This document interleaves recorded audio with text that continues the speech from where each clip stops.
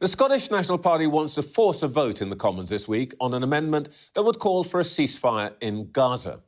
The Conservatives and Labour oppose calls for a ceasefire, with Sir Keir Starmer arguing for what he calls a humanitarian pause. Now, that's led to a deep division in the party, which could be exposed further by any vote. So, is the SNP playing politics here? Well, the party's Westminster leader, Stephen Flynn, joins me now. We'll talk about the politics in a moment, but what do you think this morning means to Scotland specifically, especially the younger generation born, decades away from a global conflict? Yeah, indeed.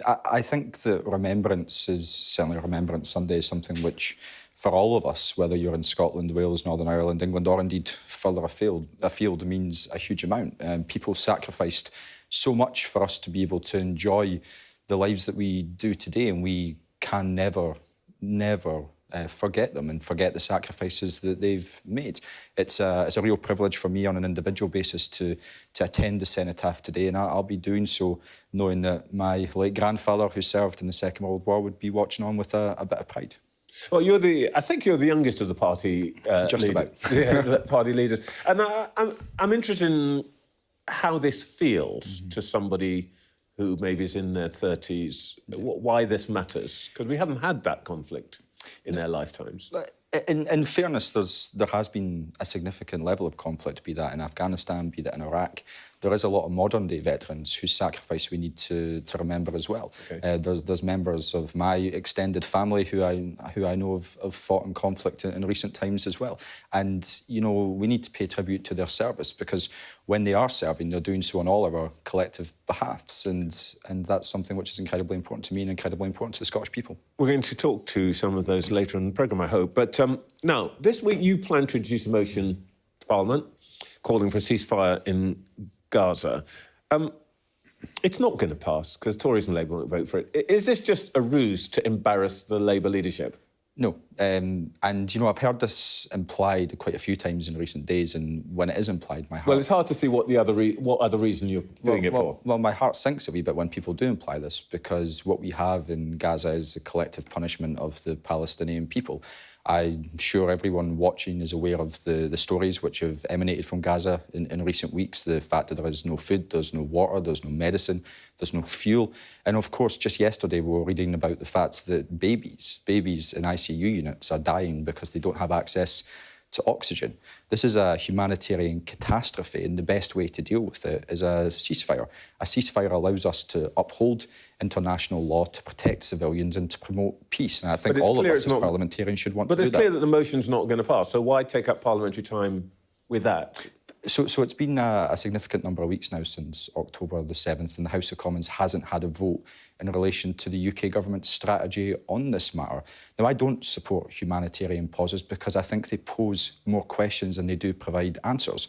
What happens at the end of a 4-hour period? Do we simply go back to bombing people but with a little bit more food in their bellies? What happens to the land that they've moved from? Because, of course, Israeli forces are trying to forcibly displace people.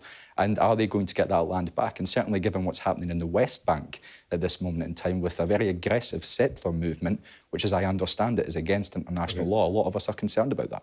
All right. Some people would say, cynics, not me, would say that this is partly a way of deflecting from the SNP's own troubles at home, and that we don't need to go over the full thing of motorhomes and 600 grand questions and the police digging up your former leader's garden. But let me just ask you directly, when do you expect the former leader of your party, Nicola Sturgeon, to be charged by the police? I have absolutely no idea what the police are or aren't intending to do, and they should be able to operate free from the influence of politicians.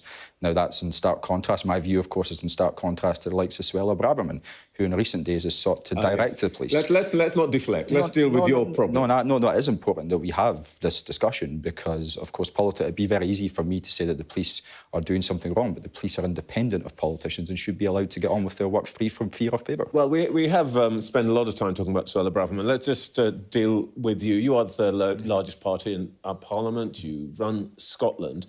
But this shadow is lingering over your party. Mm-hmm. At what point do you expect, then, for us to know what happened. Where did this motorhome come from? What's happened to 600,000 quid?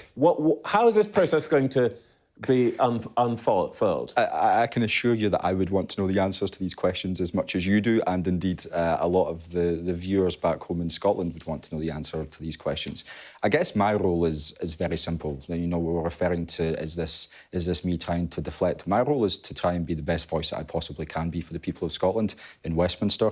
And, you know, next week affords us the opportunity to be that voice, to stand up for international law, to stand up for civilian lives and to stand up for peace. And that's why people send parliamentarians to Parliament, to stand up for their priorities and to stand on their principles. And that's what SNP MPs will be doing.